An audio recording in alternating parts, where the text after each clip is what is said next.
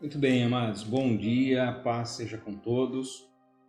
Nós estamos iniciando aqui a nossa aula nesse domingo abençoado por Deus, domingo chuvoso, né? Que está dessa forma aqui na nossa cidade. E o meu desejo, então, é que Deus possa abençoar ricamente a sua vida, que Deus possa falar ao seu coração por meio desse estudo e que nós possamos nos consolar com a palavra de Deus. Em todas essas questões, em todas essas situações que nós estamos vivenciando nesses últimos dias, e nós possamos nos confortar por aquilo que a palavra de Deus nos diz a respeito dessas coisas, de tudo isso que está acontecendo, né? E antes de mais nada, então, eu gostaria de fazer uma oração, né? Se você quiser e puder, gostaria que você orasse comigo também, bem? Senhor, nós louvamos ao Teu nome, Te agradecemos, exaltamos ao Teu santo nome, Pai. Cremos que o Senhor é o Deus, Criador de todas as coisas, soberano sobre tudo. Tudo está nas Tuas mãos, ó Deus.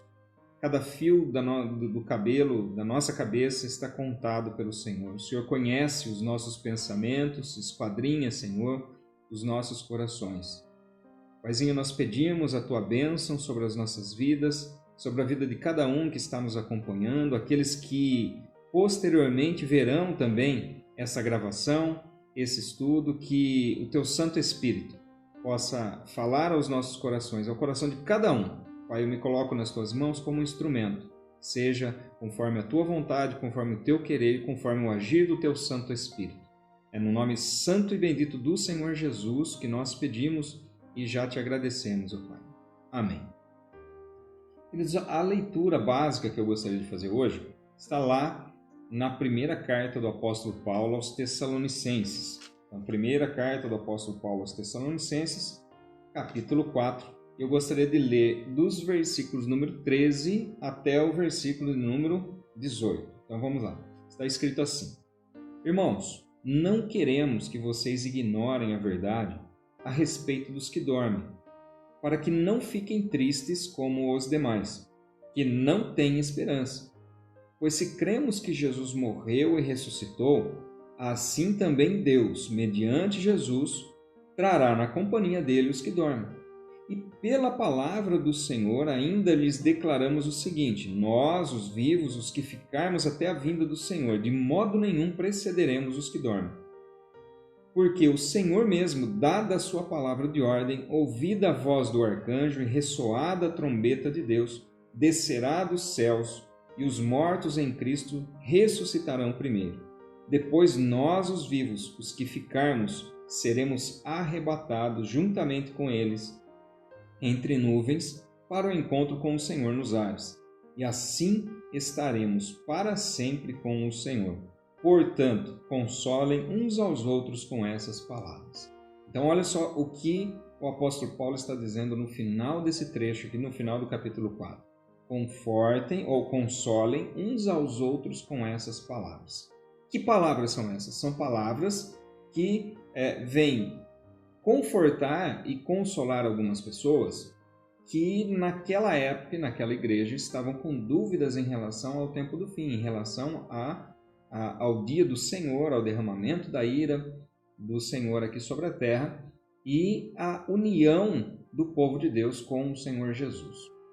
Então essas dúvidas são respondidas pelo apóstolo Paulo, tanto na primeira carta que ele envia à igreja de Tessalônica, quanto também na sua segunda. E nós vamos ler alguns textos, alguns trechos dessas duas cartas, além de outros textos também. Então olha só, o objetivo da aula de hoje é nós analisarmos dentro de um contexto escatológico. Então nós vamos falar um pouquinho aqui a respeito de escatologia, vamos falar um pouquinho a respeito dos eventos finais, né, desta era, né, aquilo que a palavra de Deus diz em relação ao tempo do fim, né, quais são os próximos eventos, os eventos esperados pela manifestação, a partir da manifestação do Senhor Jesus. E também analisar qual é o local onde a igreja se encaixa em toda essa situação, em toda essa narrativa. Tá? Qual é o ponto onde a igreja realmente entra dentro desses eventos finais. Então nós vemos aqui que o livro de Apocalipse ele gera alguns sentimentos conflitantes, né? Muitas pessoas têm um desejo muito grande de estudar a respeito dessas coisas, da escatologia, mas muitas vezes se aproximam do texto bíblico com dois extremos que são igualmente perigosos, né? Que extremos são esses? É o que nós chamamos de escatomania e escatofobia. E o que é escatomania? Escatomania é aquela pessoa que qualquer coisinha que aconteça, ela olha e fala, olha, isso aí é a profecia, se encaixa aqui nesse versículo, assim, assim. Vou dar um exemplo para vocês.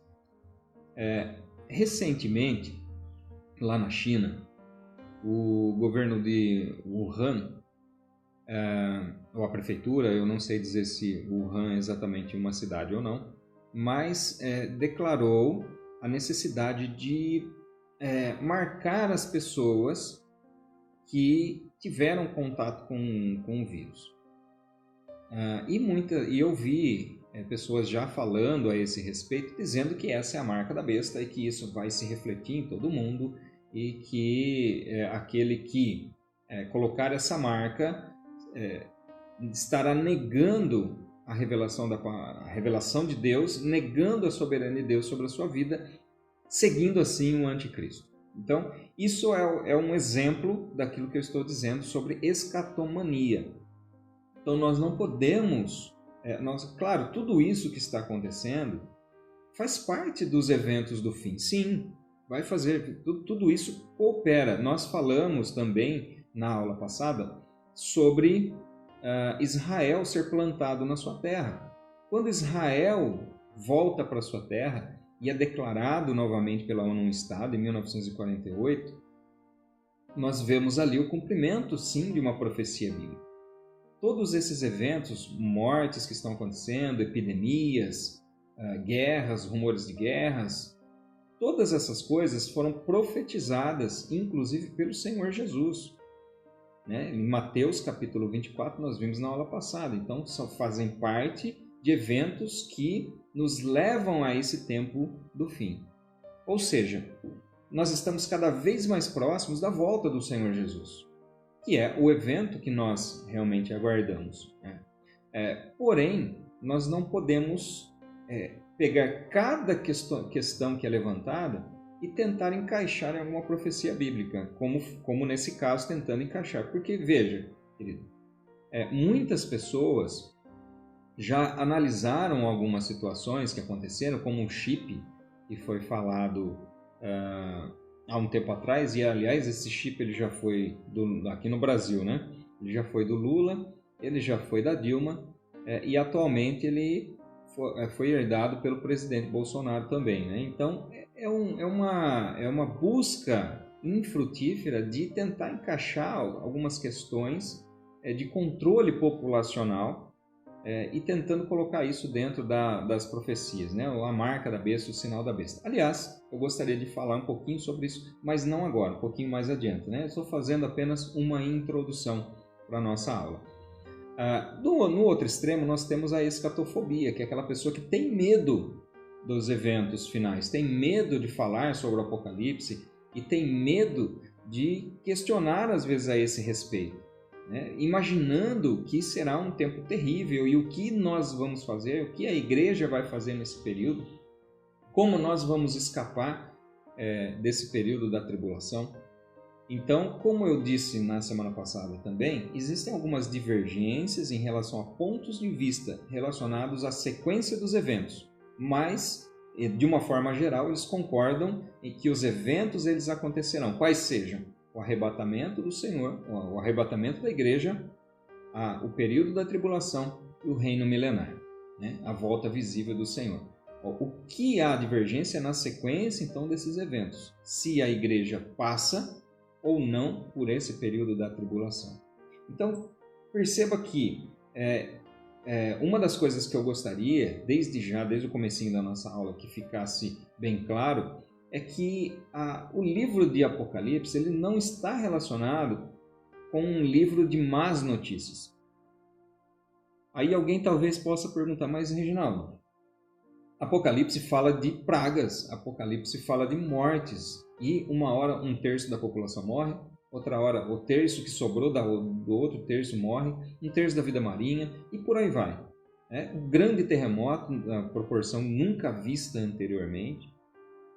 Então, como é que pode ser um livro de boas notícias, Apocalipse? Porque Apocalipse, que significa revelação, o livro da revelação, ele está relacionado com o plano de redenção de Deus. Deus projetou esse plano de salvação, esse plano de redenção, para que nós saiamos então desta condição de homem corruptível que nós somos e nos transformemos em uma substância, uma matéria incorruptível. O nosso corpo será transformado. Daqui a pouco nós vamos ler alguns textos bíblicos relacionados com tudo isso que eu estou fazendo. Mais uma vez, eu gostaria de fazer apenas alguma introdução aqui. Aliás, deixa eu fazer um parênteses aqui que eu deveria ter falado no começo. Vocês podem mandar as mensagens, mandar as perguntas. Como eu disse na aula passada, eu não estou lendo as perguntas, os comentários, li apenas no comecinho algumas pessoas que foram entrando ali no início. Mas depois de terminada a live eu vou lá, vou dar uma olhada em todos os comentários e se tiver alguma questão, alguma pergunta, eu vou responder lá. Tudo bem? Então vamos aí aguardar. Se tiver alguma pergunta, mesmo que seja depois de encerrada a live, você pode colocar aí na descrição sem problema nenhum, ok? Então vamos lá. Isso faz parte do plano de redenção de Deus. Apocalipse é um livro escrito para nos dar esperança. É claro que nós temos dois grupos, como nós falamos também anteriormente. Existem dois grupos diante de Deus, aqueles que têm o Filho e aqueles que não têm o Filho. A Bíblia é muito clara nessa questão. João escreve numa das suas cartas, quem tem o Filho de Deus tem a vida, e quem não tem o Filho de Deus não tem a vida. E é simples assim. Não existe um meio termo, não existe um purgatório que vai levar você a um estado de purificação após a sua morte para lhe dar uma segunda chance. Isso não existe. Não é bíblico. Você não encontra um texto sequer na palavra de Deus que corrobora esse tipo de situação, esse tipo de lugar. Como é que Deus faria um lugar intermediário e qual é a razão, para que serviria tantas exortações que nós encontramos então na palavra de Deus? A palavra de Deus é muito clara desde o Antigo Testamento até o Novo Testamento. Existem dois caminhos, com Deus e sem Deus. Deus sempre colocou as opções, o caminho da bênção, o caminho da obediência e o caminho da maldição, que é o caminho da desobediência. Não existe um meio termo, não existe um muro para que você fique em cima dele. E ela não só expõe os caminhos, mas exorta a qual caminho escolher. Escolha, pois, então, hoje, o caminho da bênção. Então, essa situação que nós encontramos em Apocalipse, às vezes pode causar um certo desconforto em algumas pessoas. Mas esse desconforto deve ser sempre encontrado naqueles que não têm ao Senhor Jesus como seu Senhor e Salvador, que não temem a Deus. Essas pessoas elas devem encarar dessa forma sim. Porque a Bíblia fala, considerai a misericórdia de Deus, mas também o juízo, a severidade. Considerai também a severidade de Deus. Deus é bondoso, Deus é misericordioso, Deus é amoroso. Mas Deus é um Deus de justiça. E para que essa justiça seja aplicada, e na verdade, quando nós falamos em ira de Deus, nós estamos fazendo menção exatamente disso. É uma justiça retributiva de Deus. Não é porque Deus se ira por si mesmo, ou a ira emana do próprio Deus, mas é uma paga como consequência daquilo que o homem fez, daquilo que o homem plantou. A Bíblia também é clara nesse sentido. Aquilo que nós semearmos é exatamente aquilo que nós colheremos. Então, que nós possamos hoje optar por esse caminho de bênção, por esse caminho de obediência. E quando nós optamos por esse caminho de bênção, o Apocalipse passa a ser um livro de boas notícias também. também fazendo parte ali do Evangelho. Por quê? Olha só que interessante. Apocalipse começa ali nos capítulos 1, 2 e 3 como uma introdução, né, ao livro do Apocalipse, falando a respeito das cartas às igrejas, apresentando Jesus, a glória de Jesus glorificado, e depois as cartas à igreja. E a partir do capítulo 4, passa a descrever o período tribulacional. Do capítulo 4 até o capítulo 19. No final do capítulo 19 vai falar a respeito da volta visível do Senhor Jesus. Então, olha só. Que interessante. Nesse trecho, capítulos 4 a 19, a palavra igreja não é mais encontrada aqui. Ela não aparece mais nesse período. Ela aparece antes, várias vezes, e vai aparecer depois desse trecho. Mas nesse período que descreve a tribulação, a palavra igreja não aparece. Por que será? Nós vamos analisar um pouco sobre essa questão também, né? Apocalipse, no capítulo 6, está escrito o seguinte. E eu fui questionado há poucos dias sobre essa questão. Apocalipse, capítulo 6, eu vou ler aqui alguns versículos.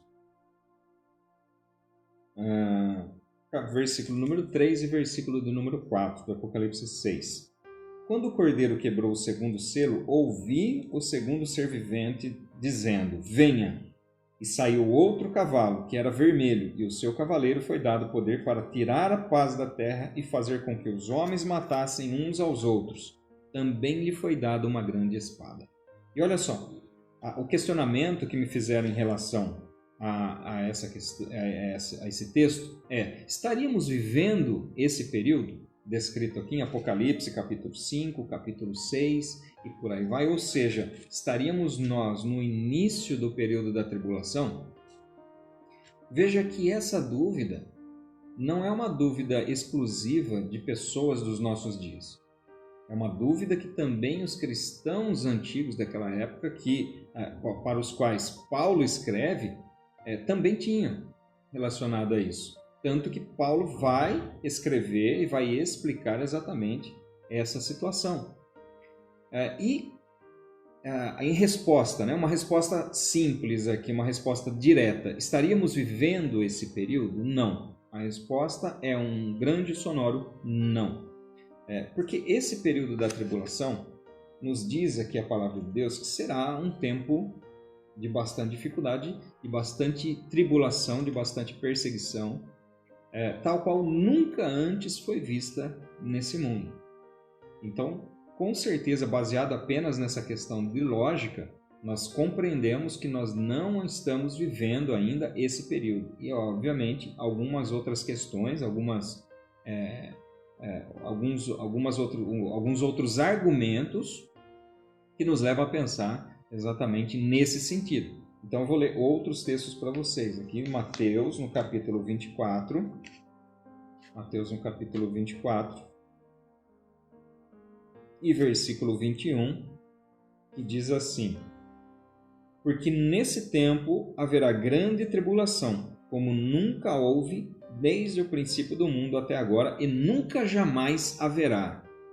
Então, nesse tempo, que tempo nós estamos falando aqui? Mateus 24, 21, não fez parte do nosso estudo da semana passada, esse trecho aqui do 15, porque nós focamos o nosso estudo na semana passada no chamado princípio das dores, que vai até o versículo número 14. Do versículo 15 nós já estamos falando de um período de tribulação. E é esse o foco. Nesse mesmo texto de Mateus, capítulo 24, se você for um pouquinho mais adiante, no capítulo, no verso 29, está escrito assim: logo em seguida a tribulação daqueles dias, o sol escurecerá, a lua não dará sua claridade, as estrelas cairão do firmamento e os poderes do céu serão abalados. Então aparecerá no céu o sinal do Filho do Homem. Todos os povos da terra se lamentarão e verão o Filho do Homem vindo sobre as nuvens do céu com poder e grande glória. E ele enviará os seus anjos com grande som de trombeta, os quais reunirão os seus escolhidos dos quatro ventos de uma a outra extremidade dos céus. Então, olha só, nós estamos falando aqui de um período da tribulação, onde após esses dias, após esse evento da tribulação, esse período da tribulação, Jesus aparece em grande glória e nesse momento todos os povos da terra se lamentarão. E aí vem a pergunta: olha, mas então aqui está dizendo que Jesus volta depois da tribulação e que todos os povos verão e se lamentarão e reunirão os seus escolhidos dos quatro ventos. Será que a igreja também passaria então pela tribulação? Uma das questões que nós precisamos analisar em relação ao sermão profético é que, em parte, ele fala com todas as pessoas, com os escolhidos, com a igreja. Mas, em parte, ele está falando aqui a respeito de Israel. Então, quando nós analisamos capítulo 24 e 25, nós estamos falando de um tratar de Deus com Israel. Perceba que a linguagem que Mateus se utiliza aqui para expor a mensagem do Senhor Jesus fala a respeito de sábado, de deserto. Então ele vai falar em questões relacionadas exclusivamente com Israel e não com a igreja. Perceba, mais uma vez eu gostaria de frisar isso, perceba que lá em Apocalipse, no livro de Apocalipse, você não vê a igreja dos capítulos 4 ao 19 que trata a respeito, que é uma ampliação desse período da tribulação. A igreja não está presente ali, mas nós vamos ver outros textos que também se relacionam com isso que nós estamos querendo dizer. Olha só, vamos agora lá para 1 Tessalonicenses, capítulo 5, e versos de 1 a 3, que é a sequência do texto que nós lemos inicialmente, que foi o nosso texto base. E diz o seguinte: irmãos, no que se refere aos tempos e às épocas, não há necessidade que eu lhes escreva, porque vocês sabem perfeitamente que o dia do Senhor vem como ladrão à noite, quando andarem dizendo paz e segurança, eis que lhes sobrevirá repentina destruição, como vêm as dores de parto à mulher que está para dar à luz, e de modo nenhum escaparão. Então, olha só, e aqui eu gostaria de fazer uma distinção. Nesse trecho que eu li aqui, se você abriu a Bíblia aí na sua casa, onde você está lendo, no capítulo de número 5 e versículo de número 2, eu fiz a leitura e na minha leitura aparece aqui o dia do Senhor. Em algumas versões você pode encontrar o dia de Cristo. E essa diferença às vezes causa certa confusão na interpretação desse texto. Por quê? Porque dia do Senhor se refere a um evento e dia de Cristo se refere a outro evento. Ora, mas por que existe então essa divergência? Porque quando nós analisamos alguns textos, alguns manuscritos antigos, os manuscritos mais recentes, eles trazem a palavra Cristo nesse texto. Mas quando analisamos os textos que estão mais próximos do original, ou seja, que são mais antigos, originalmente se tinha essa ideia, se tinha a palavra nesses manuscritos que é Senhor, ou seja, Kyrios, ao invés de Christos no grego. Então, isso muda completamente o contexto da interpretação escatológica desse texto. E por que as pessoas no passado não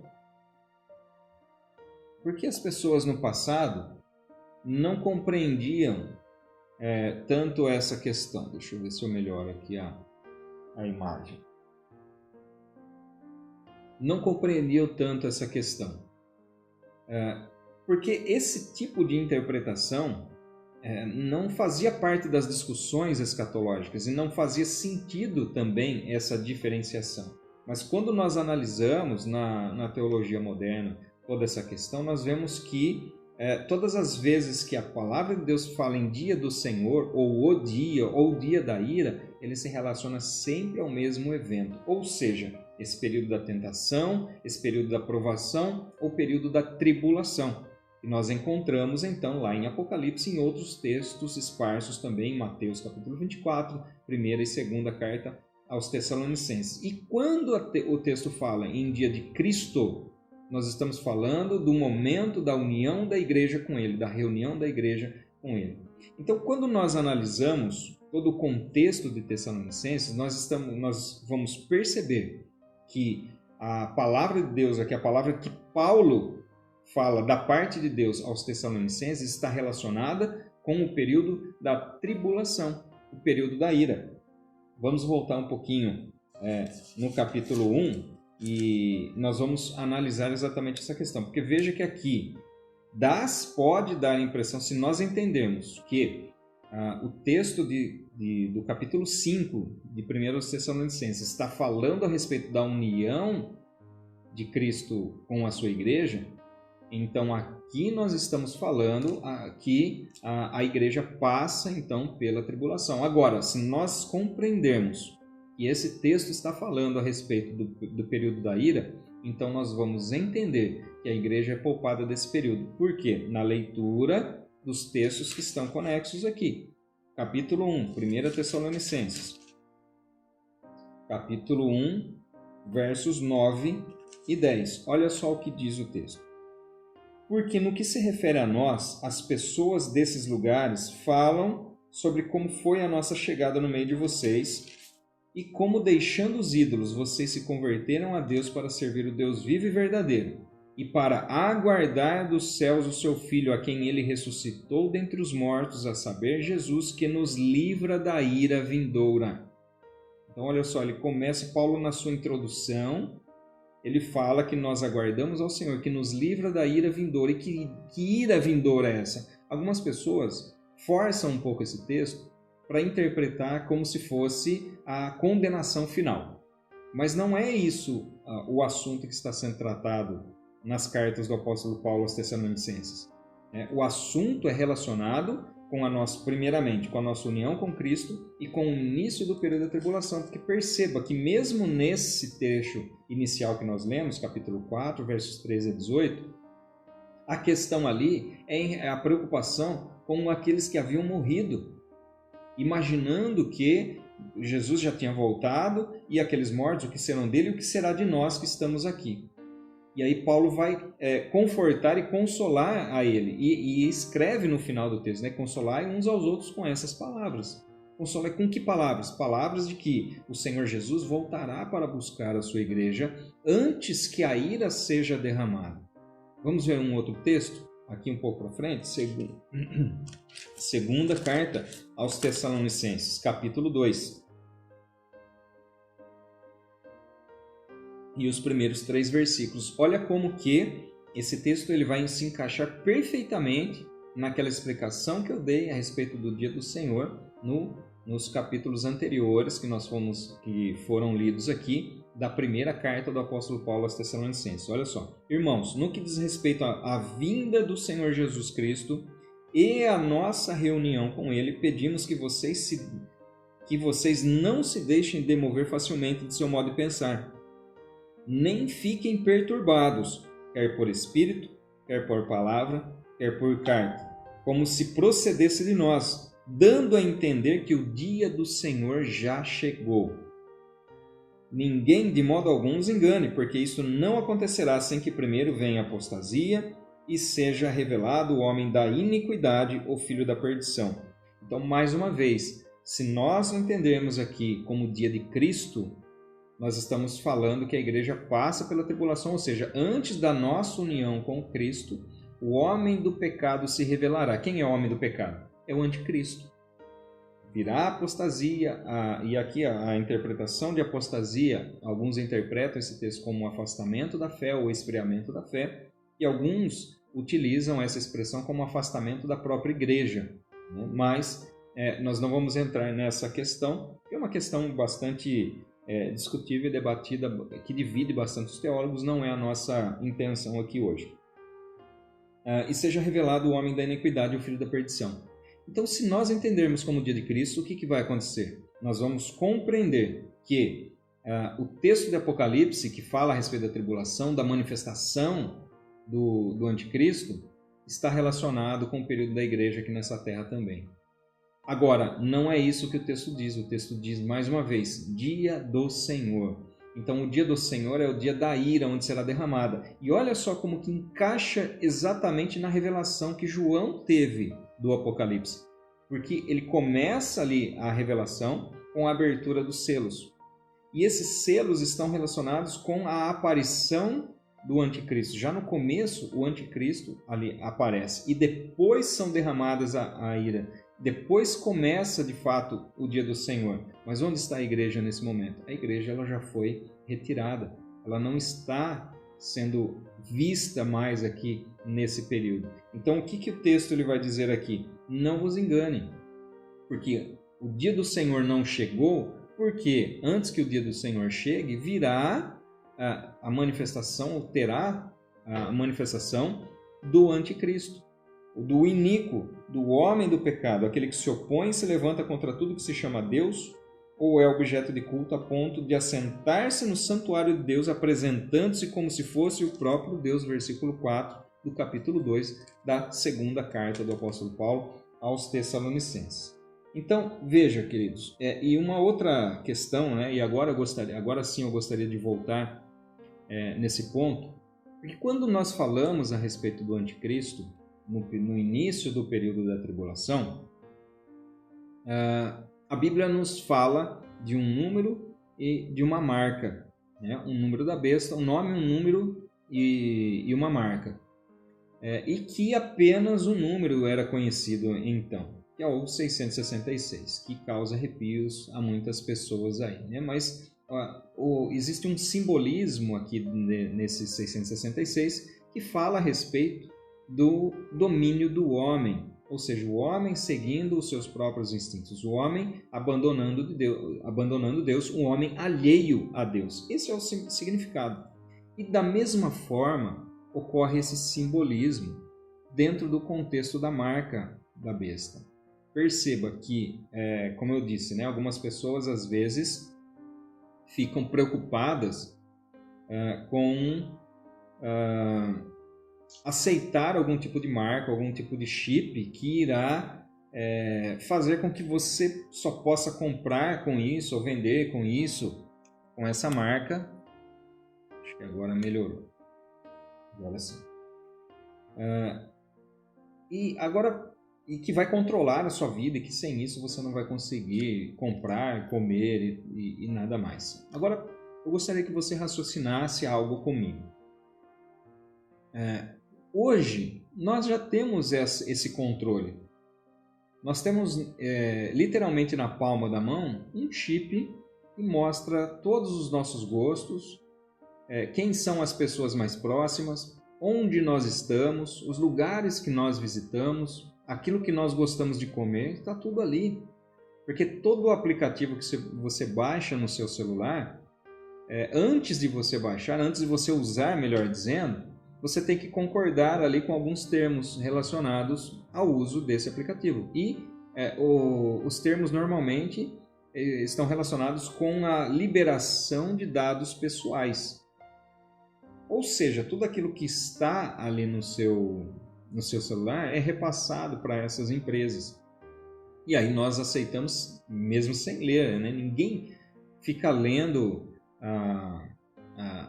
os textos relacionados com essa política adotada pela empresa, política de privacidade. Ninguém lê isso, né? As condições, os termos contratuais, né? Eu não vou falar ninguém porque às vezes tem alguém que possa ler. Eu, por exemplo, nunca li nenhum. Porque se você não aceitar esses termos, você não usa o aplicativo, simples assim. Então perceba que nós já somos monitorados o tempo todo. Cada vez mais a tecnologia vem no sentido de nos monitorar cada dia mais. Isso vai aumentar a cada dia. Isso significa que nós estamos entrando no período da marca da besta? O outro que foi considerado lá como anticristo foi Emmanuel Macron, que tendo o seu nome Emmanuel, relacionando com aqueles que se faz parecer com Deus. Então perceba que as pessoas, é aquela questão que nós falamos no início, escatomania. As pessoas querem relacionar todos os eventos com todas as coisas. Com todas as coisas que acontecem, os eventos, né, com aquilo que está descrito nas profecias bíblicas. E querido, na palavra de Deus, nós vemos que as coisas se cumprirão, quer nós queiramos ou não. E a Bíblia é muito clara nesse sentido de que uma aceitação dessa marca vai muito além de ter algo físico no corpo, de algo material, um chip, por exemplo, na testa ou na mão direita, como diz o texto de Apocalipse. Eu gostaria de analisar com você essa questão da marca, lendo um texto lá do Antigo Testamento, que está em Êxodo capítulo 13. Êxodo capítulo 13, e você vai entender exatamente o que eu estou querendo dizer aqui. Êxodo capítulo 13.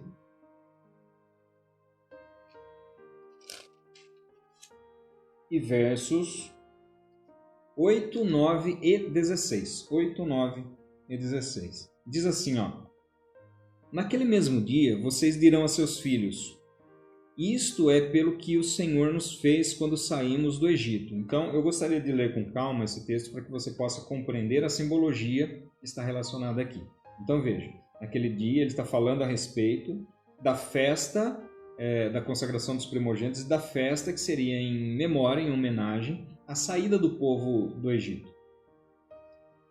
Dizendo o seguinte, vocês farão isso lembrando o seguinte, isto é pelo que o Senhor fez quando saímos do Egito. Então, ou seja, uma memória àquilo que Deus fez, à soberania de Deus e ao domínio de Deus sobre as nossas vidas e a proteção que nós recebemos a partir de Deus.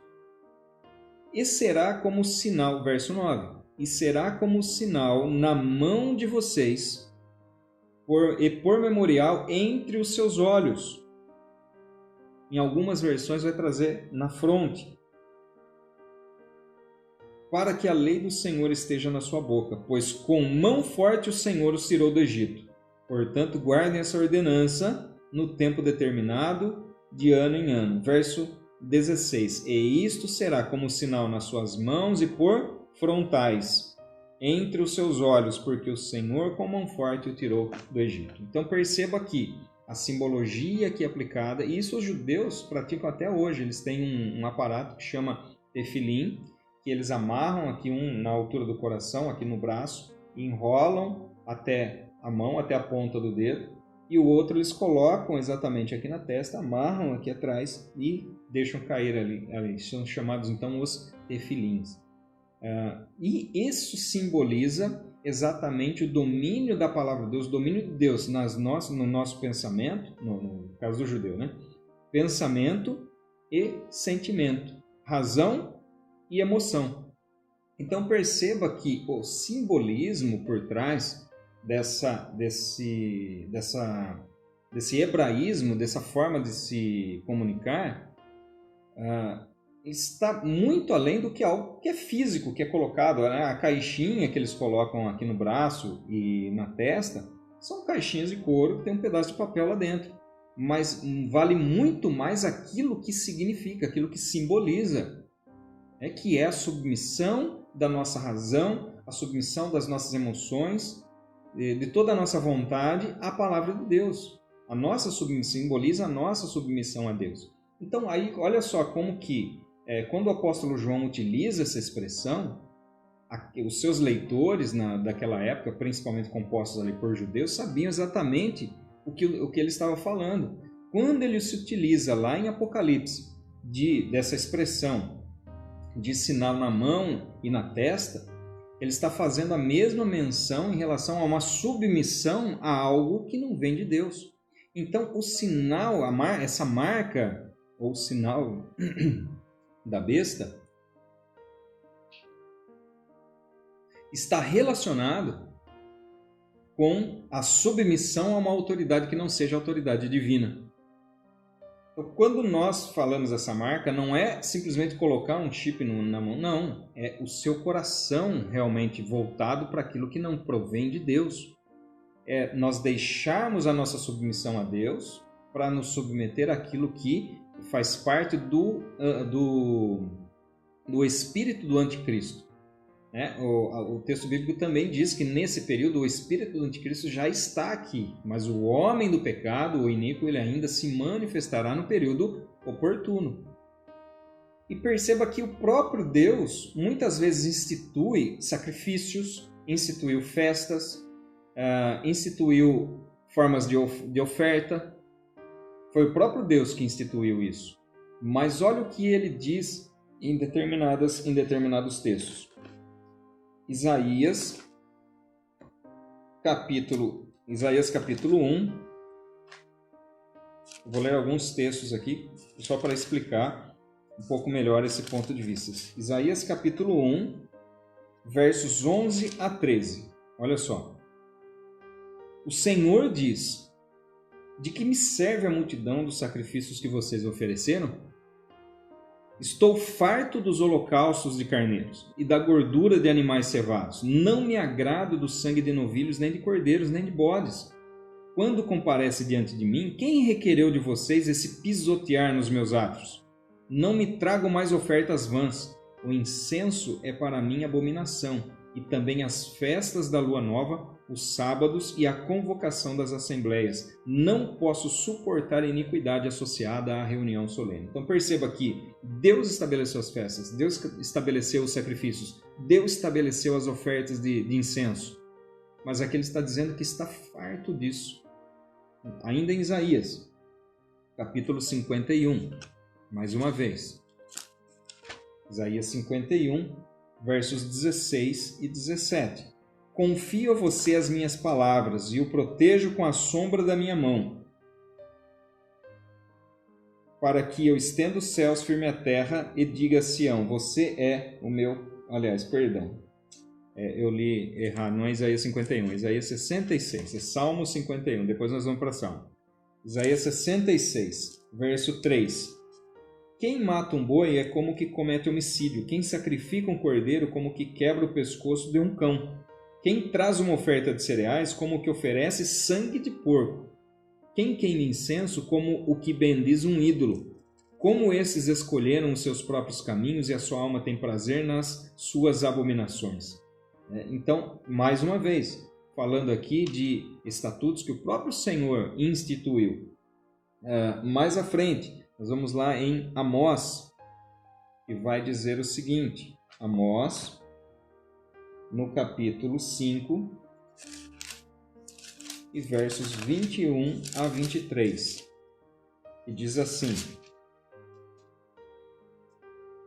Eu odeio e desprezo as suas festas, e com as suas reuniões solenes não tenho nenhum prazer. Mesmo que vocês me ofereçam holocaustos e ofertas de cereais, não me agradarei deles. Quanto às suas ofertas pacíficas de animais gordos, nem sequer olharei para elas. Afastem de mim o barulho dos seus cânticos, porque não ouvirei as melodias das suas liras. Veja que Deus está rejeitando, inclusive, o louvor aqui do povo.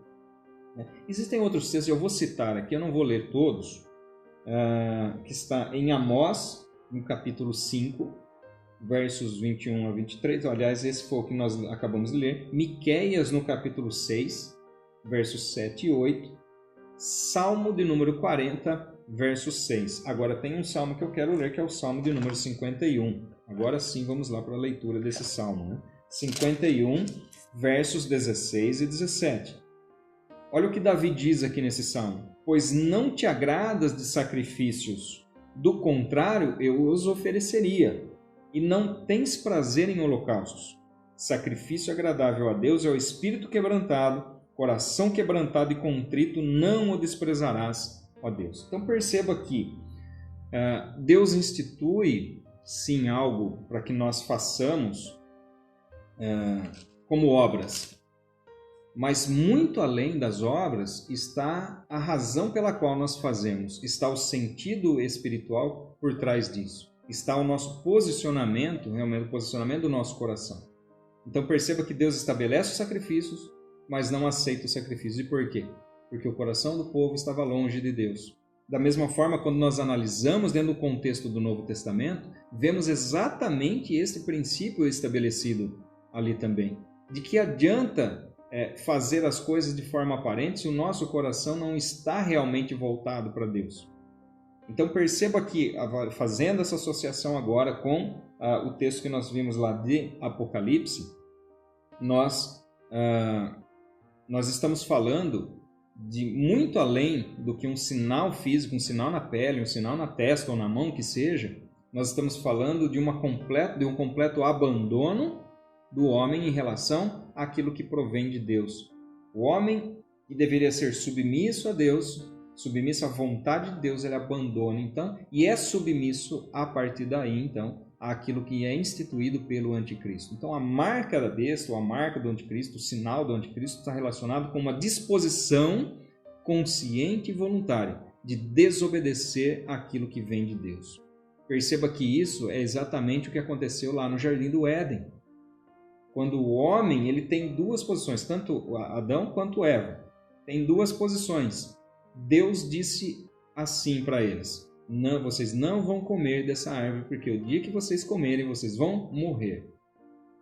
E Satanás vem e diz o quê? Olha, certamente vocês não vão morrer. Ele não quer que vocês comam, porque quando vocês comerem, seus olhos se abrirão e vocês serão igual a Deus. Então perceba que nós temos aqui duas posições. E para qual posição Adão e Eva deram crédito? Então veja que nesse momento, antes propriamente do comer da maçã, no seu coração, o sentimento de independência em relação a Deus já tinha sobrevindo.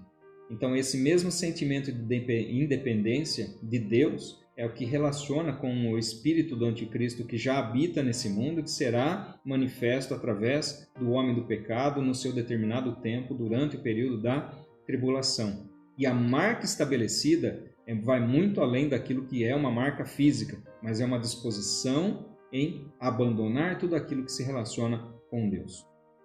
Tudo bem?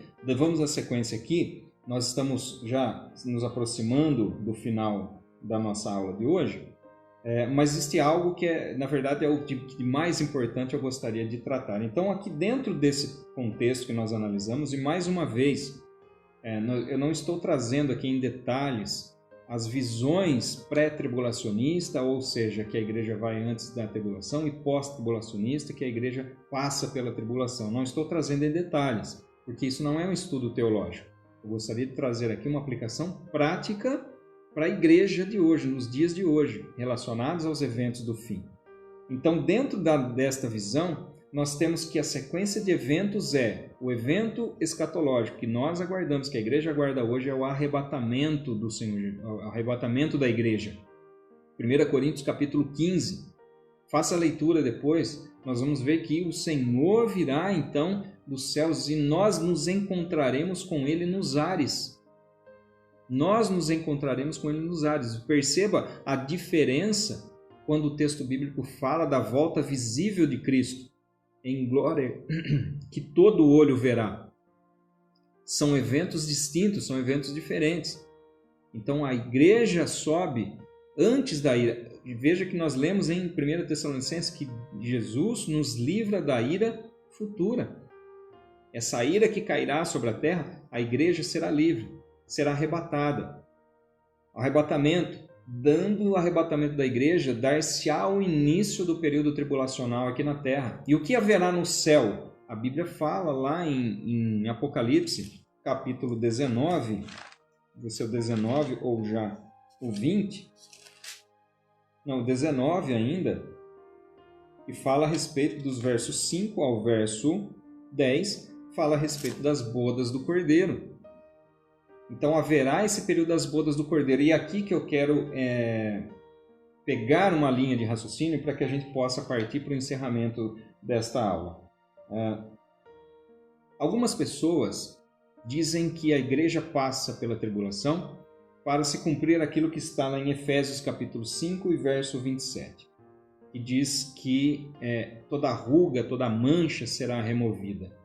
E que é necessário então esse período para que essas rugas, essas manchas sejam removidas e que a igreja seja purificada.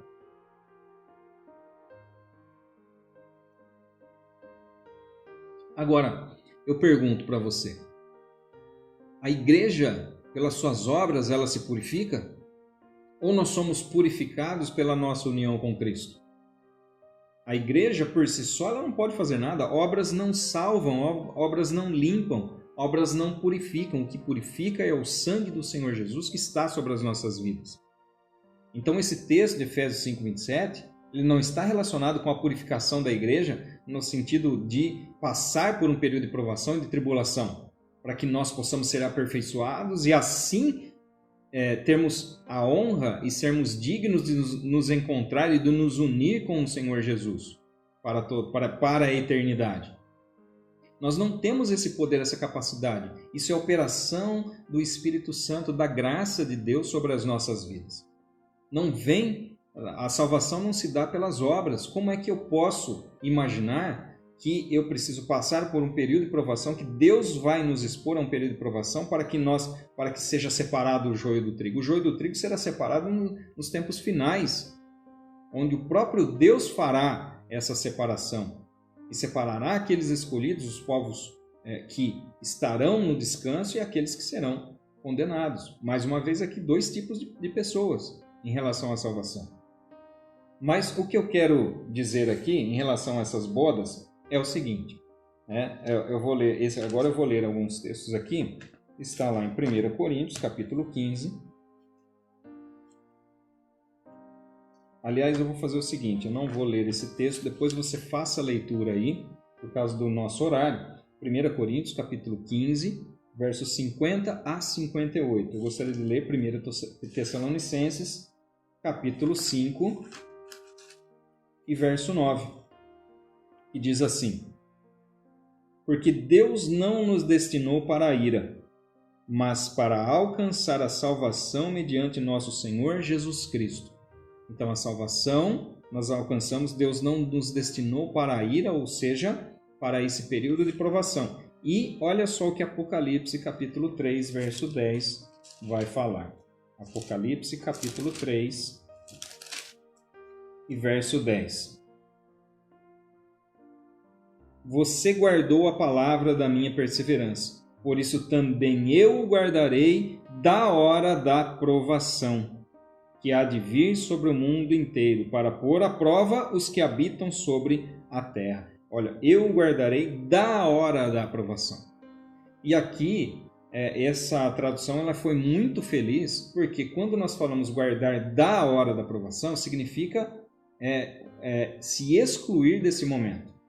E no grego existem duas palavrinhas que também destoam em relação a isso. E essa versão ela traz essa diferenciação.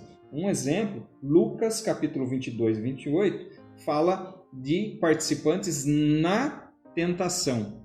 Ou seja, dentro da tentação, aquilo que inclui. E as palavrinhas no grego são diferentes. E aqui ele está dizendo o seguinte: guardar da hora da aprovação significa que nós seremos excluídos desse momento. Então perceba que toda a promessa de Deus é para que antes do derramamento da ira dele sobre a terra, das pragas que estão descritas no livro do Apocalipse, a igreja será levada para junto dele. Estará nos céus participando das bodas do Cordeiro. E olha só que interessante para encerrar. Quando nós falamos a respeito, Jesus faz essa analogia desta união dele com o seu povo como se fosse um casamento. Cristo noivo e a igreja sendo a noiva. E o costume judaico daquela época, para que você possa compreender um pouquinho melhor em relação àquilo que Jesus queria dizer com essa analogia, o casamento judaico se dividia em 3 partes. O contrato, chamado aqui de Sidurim, Eruzim e Nessuim. Sidurim era o contrato, quando o noivo se apresentava e a noiva aceitava.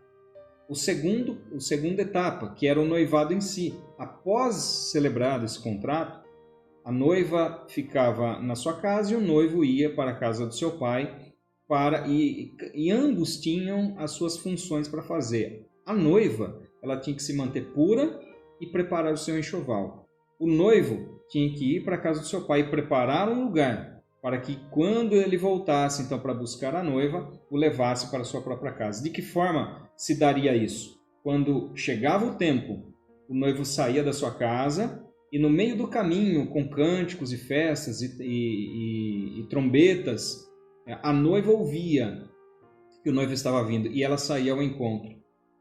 Saía ao encontro do noivo, o noivo pegava a noiva e levava para o local que ele tinha então preparado. E aí se dava a terceira fase do casamento, que era o casamento em si, a celebração da festa, que normalmente durava ali durante 7 dias. Perceba que a analogia ela se encaixa perfeitamente dentro desse ponto de vista pré-tribulacionista que nós estamos dizendo aqui. Jesus, olha, o contrato é celebrado quando o Senhor Jesus nos é apresentado. E nós, por meio da fé promovida, né, da graça promovida pelo Espírito Santo nas nossas vidas, nós temos a capacidade de dizer sim. Eu aceito ao Senhor como meu Senhor e como Salvador. E Jesus volta para o Pai. E aqui eu quero encerrar com João, o Evangelho de João, no capítulo 14. Jesus volta para o seu lugar, de onde ele virá um dia para buscar a sua noiva. E nós nos encontraremos com ele nos ares. Ele virá ao soar da última trombeta, nós nos encontraremos com ele nos ares e ele nos levará para ele mesmo. Olha o que ele mesmo fala no capítulo 14, no início, versos 1, 2 e 3. Que o coração de vocês, e essa é a mensagem final, o clímax aqui dessa aula, que é a palavra que eu gostaria que ficasse realmente no seu coração, que você se confortasse com essa palavra, que você se consolasse com isso, de forma a não ter medo daquilo que virá nos próximos dias, mas ter confiança em Deus, que Deus tem programado todas as coisas e Deus tem programado muito mais também para a sua vida, para cada um de vocês. Nós temos um propósito nessa terra, que enquanto nós estamos aqui, de propagar a mensagem, as boas novas da salvação, de que um dia o Senhor virá para buscar a sua igreja e nós estaremos com Ele para todo o sempre. Então perceba como esse texto do capítulo 14 do Evangelho de João se encaixa nessa analogia da noiva, no momento em que o noivo se afasta dela para preparar um lugar. E é exatamente isso aqui, que você possa ser confortado e consolado com essas palavras e ter esperança de que um dia nós estaremos com o Senhor para sempre. João capítulo 14, versos 1, 2 e 3. Que o coração de vocês não fique angustiado. Vocês creem em Deus, creiam também em mim. Na casa de meu Pai há muitas moradas. Se não fosse assim, eu já lhes teria dito, pois vou preparar um lugar para vocês. E quando eu for e preparar um lugar, voltarei e os receberei para mim mesmo, para que onde eu estou, vocês estejam também. Querido aluno, querido internauta, você que está nos vendo e ouvindo, essa é a palavra do Senhor Jesus para a sua vida. Confortem-se e consolem-se com essa palavra, com essa ministração. O Senhor Jesus, a palavra de Deus nos diz, nos prometeu que o Senhor Jesus viria através das profecias. Ele veio. O Senhor Jesus disse que se entregaria como sacrifício pelas nossas vidas. E ele assim o fez. Antes de morrer, ele prometeu aos discípulos que ele ressuscitaria. Ele ressuscitou. Antes de ascender aos céus, ele prometeu que voltaria. Acaso ele descumpriria essa promessa? Então que nós possamos nos confortar, nos consolar com essa palavra, que nosso coração não fique angustiado diante das situações que nós estamos enfrentando, mas que nós possamos levantar as nossas cabeças, nos alegrar em Deus, nos alegrar porque assim como diz a palavra lá no capítulo 24 de Mateus, a partir do verso de número 5, está dizendo que, aliás, no 24, versículo, Lucas 21, 28, que nós, quando virmos essas coisas acontecerem, nos alegremos, exultemos, levantemos as nossas cabeças, porque está próxima a nossa redenção.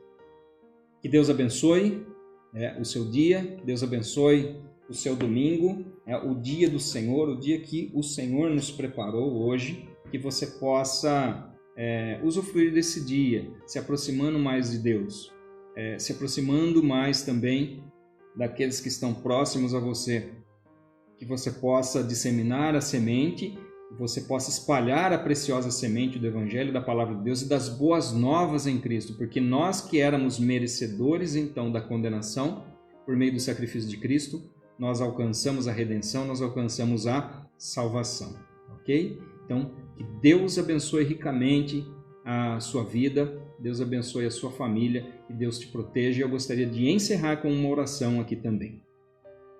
Senhor, louvado seja o teu nome. Senhor, da minha parte eu entrego esta mensagem e eu oro, ó Deus, para que cada um que esteja recebendo, cada um que esteja ouvindo e nos vendo, seja impactado pelo poder da Tua Palavra. É a Tua Palavra, Senhor, que foi ministrada aqui. E nós nos atemos a ela, nós temos esperança porque a Tua Palavra é digna, a Tua Palavra é fiel e a Tua Palavra é verdadeira. Paizinho, eu oro a favor de cada um que aqui está, que está nos acompanhando, em cada família representada, ó Deus, que as Tuas mãos poderosas estejam estendidas para abençoar e para proteger. Senhor, nós aproveitamos esse momento também para interceder por toda a humanidade, por todo mundo que está enfrentando esta crise. Que em breve isso passe, ó Deus, que as Tuas mãos sejam estendidas, as Suas mãos misericordiosas, ó Pai. A Tua palavra diz que as Suas misericórdias se renovam a cada manhã, e é por ela que nós clamamos nesse momento. Que assim seja, ó Deus, na vida de cada um, em nome do Senhor Jesus, que seja para a honra do Pai, do Filho e do Espírito Santo. Amém. Deus abençoe em nome de Jesus.